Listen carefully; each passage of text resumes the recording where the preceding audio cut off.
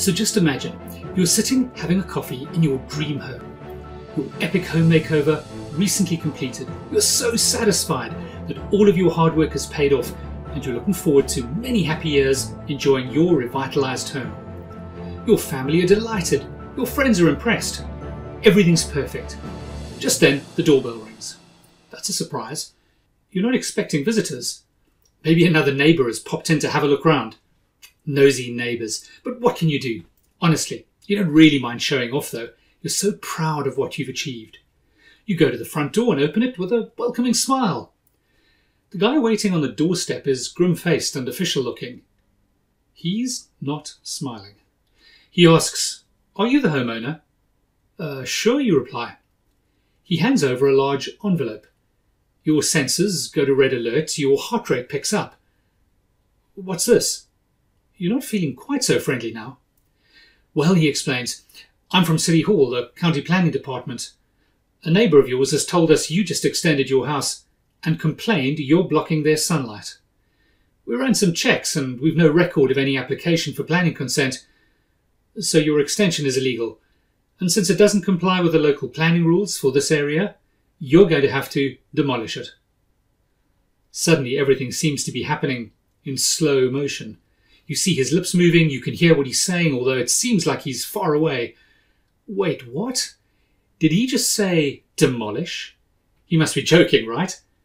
You're literally speechless, your hand shaking, you rip open the envelope.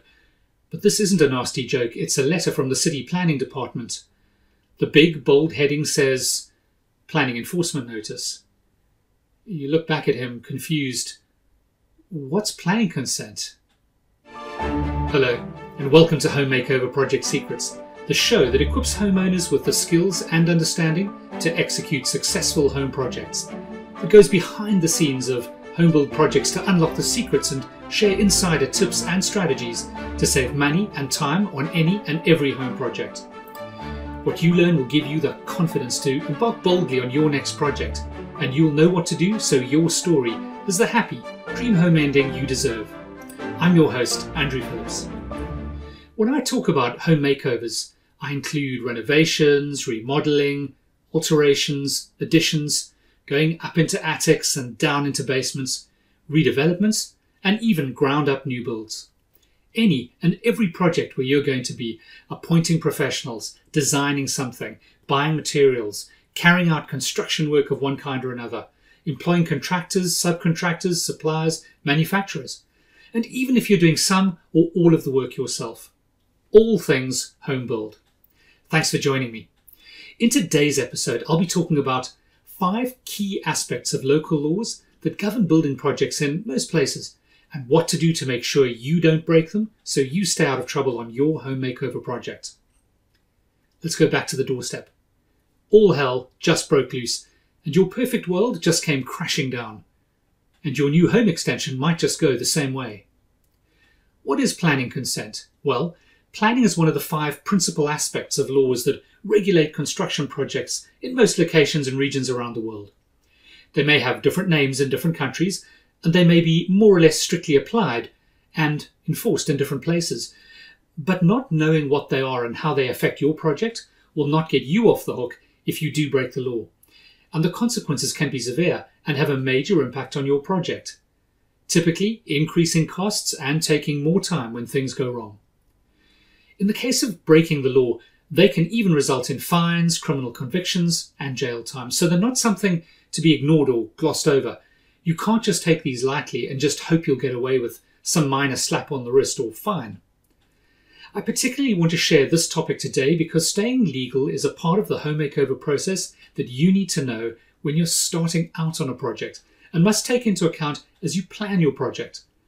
Complying with the legal stuff will probably shape your project, so it'd be a disaster to discover something later in the execution of the project that you could literally mean that you have to start over, and that would be certain to cost you time and money.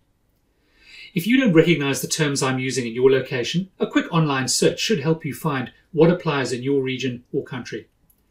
The principles are similar all over the world.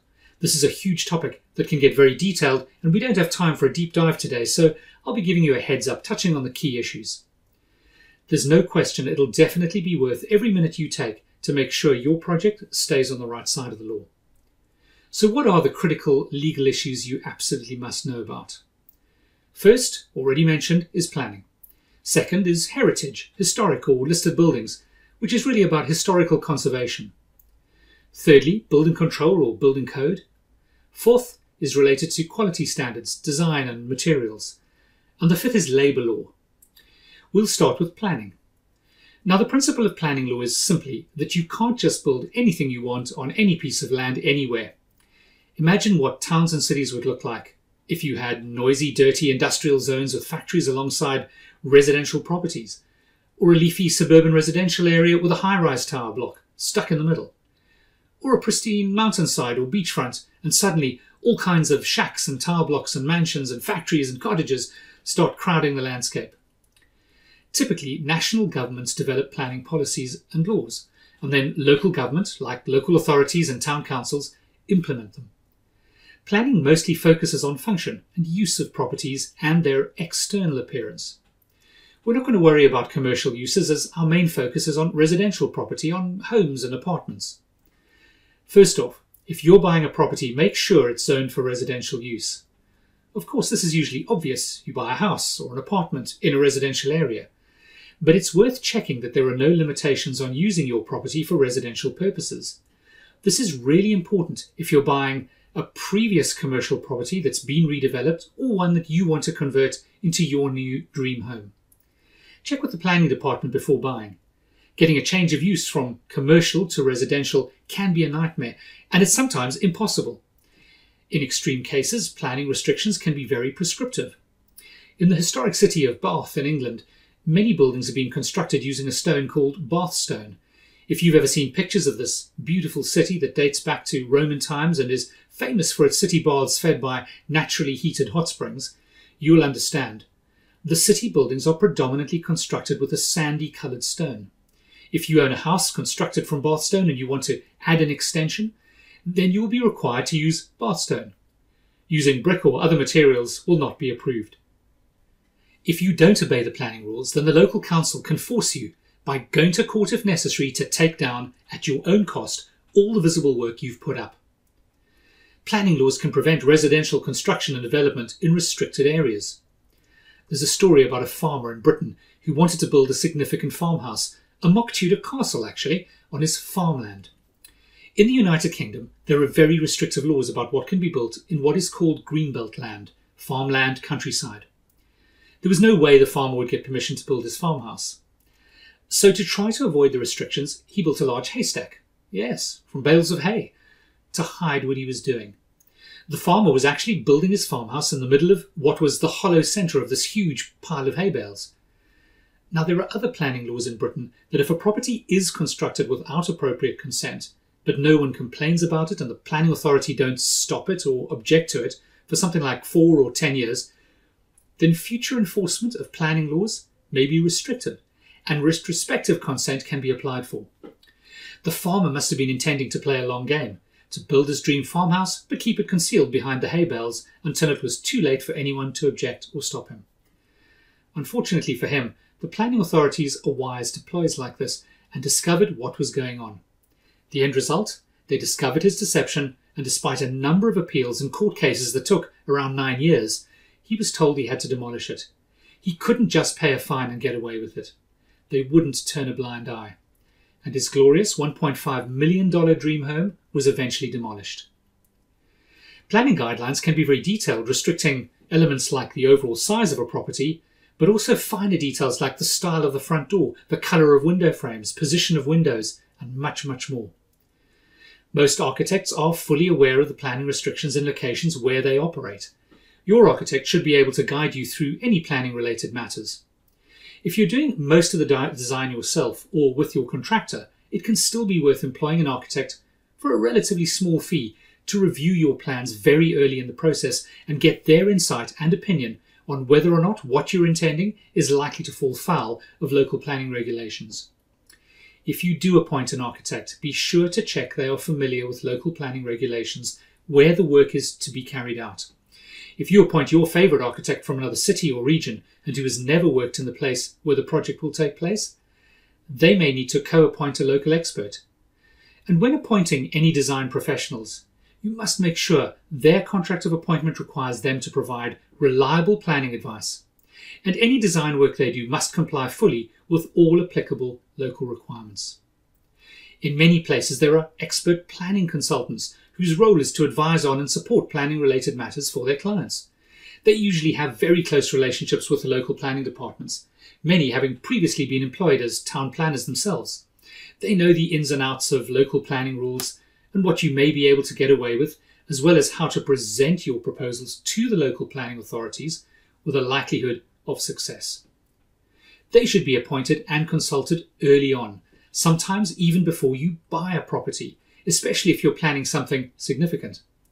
They can give you peace of mind that your plans are likely to succeed, or if not, can prevent you from wasting time and money if there's really no hope of ever being able to do what you really want. The second area of the law relates to very specific types of buildings: heritage, historic, or listed buildings. These are typically older, historically significant buildings or buildings of particular architectural merit. These regulations protect those designated buildings from being altered or changed in any way that would change or lose their historic significance. The focus of these laws is on conserving the past. In the United Kingdom, with many very old buildings dating back hundreds of years, this is a big issue for home buyers.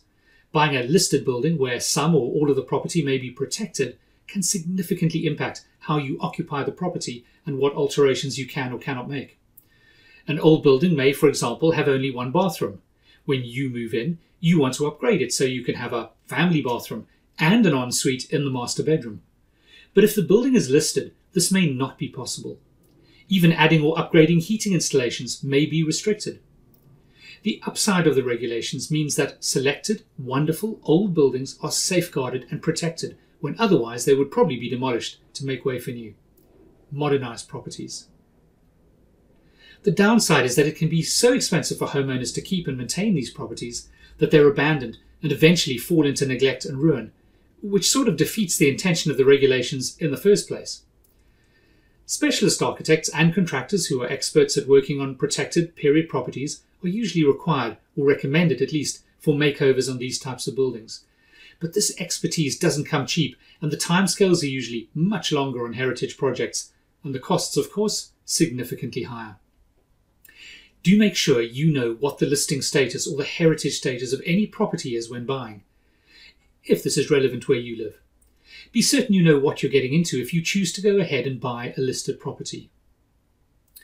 The third group of laws focuses on the construction of the property itself. These may be called building control regulations or building codes.